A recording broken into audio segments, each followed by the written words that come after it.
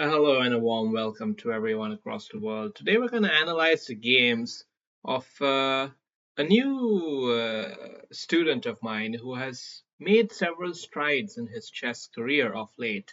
We're going to analyze the pitfalls and the promising nature of his game live. I haven't seen this game before, so I really don't know what to expect. But Rajiv is white, and straight off the bat he gets a free pawn.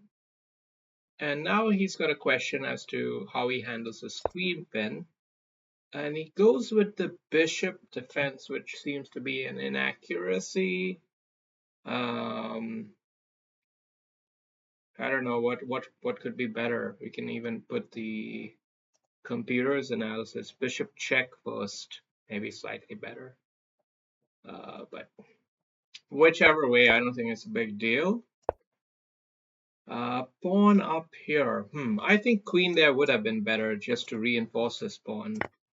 But anyway, now you've taken it, and defending with the bishop. Bishop is weird. Knight is almost always better in this kind of situation. Bishop over here, you typically want to avoid because you're essentially converting your bishop into a pawn. That's not so good. But the knight, this is a great square for the knight, in fact, and it enables you to castle freely on the next move. Here now the knight could even come in and start causing problems to this bishop, so it becomes a bit of a liability actually. There are two angles, bro. Anyway, you're playing against AI, so it's fine. Bishop here. Yeah, it looks like it's a blunder from the computer. It's an interesting move. Castling. So he's given you enough time to castle. That's the hard work is done. That's a good thing. And now he's investing in time to kind of protect his king. I mean, the king isn't anywhere even close to being under attack. You don't have a light squared bishop or anything. So this is a rather superfluous move. Better would have probably been to, I don't know, get the rook here or knight here, as it's saying. But whatever.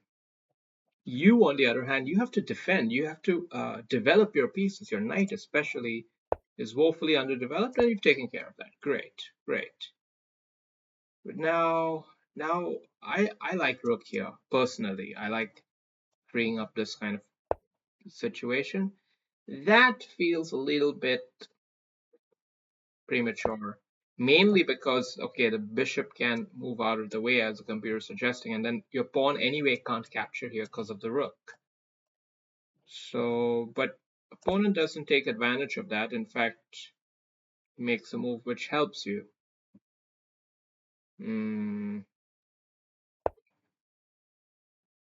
Nah, queen here is not so good. Anything simple like rook e1 would be optimal here. I don't know about knight taking knight. That doesn't feel right because queen would take back and threaten mate. So I don't know if there's much of an idea with this other than to get off the file of the rook. That I mean, yeah, sure, okay. So your opponent gives you a lot of free tempos, with moves like this. And I personally here, I quite like bishop here because, well, you force a doubling of his pawns. It's not a big deal, but it's something. Okay, that's good. At least you get a tactical shot in. He evaded. And now bishop here. Now you should just take it. Okay. Knight there. So computer doesn't like knight there so much. It prefers a move like rook up here with the idea of getting the other rook here too. And then what?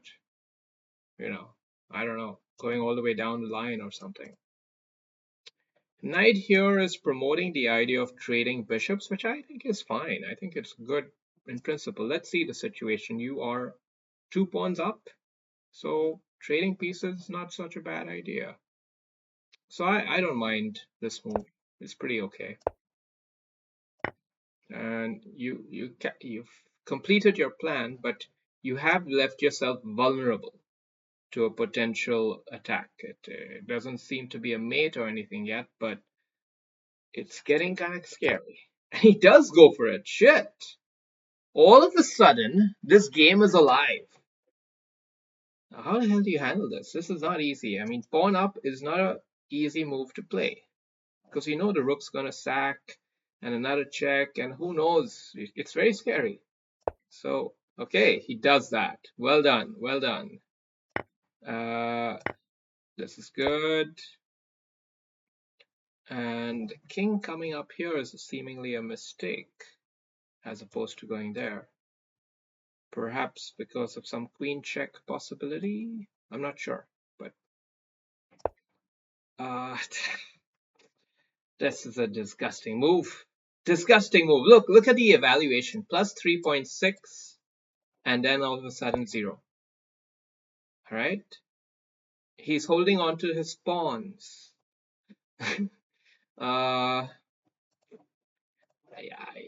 In the end game, the rooks have to be active. Activity, activity, activity. That's the key.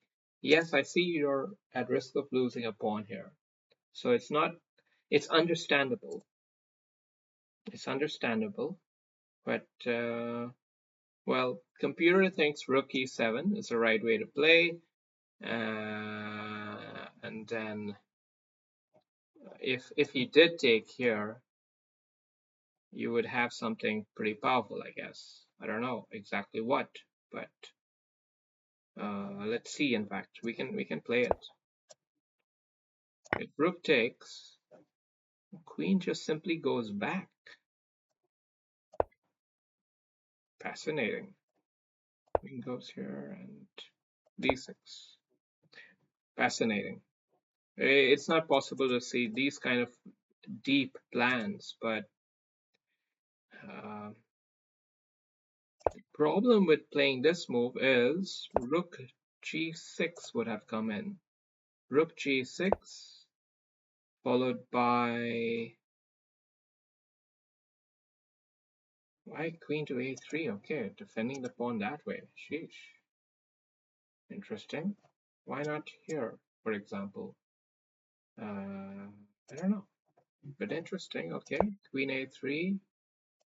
C. So he starts tripling down, and then you lose a piece, and you have to resort for a draw. It seems like very complicated. I mean it. So the problem with moving the rook here is basically that you allow black to triple down on the pawn. This pawn becomes a huge vulnerability because the black rook can develop against the queen with tempo, meaning that he gets both rooks to develop and hence triples down. And this is your main vulnerability in the position, and that is the reason why this move was too slow.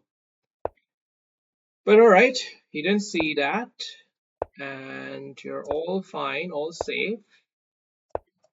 Proceeding along, chugging along, getting close to the point here, and defending with the rook. Fine. Way too passive for him. And you took the gamble. You advanced ahead. It seems to be an error. Computer prefers if you solidify it with the rook first. And then also bring your queen here to basically a more defensive square just to, prevent against these back rank mates. One key point to learn, this is a hole in your position, right? And holes get exploited. Simple as that. And if you don't have a light squared bishop, you can be really vulnerable. But a queen is exceptionally good at a defensive role. And in this kind of situation, you should consider relegating your queen for defensive duties. Anyway, yeah. What? Oh my god. No comment. No comment.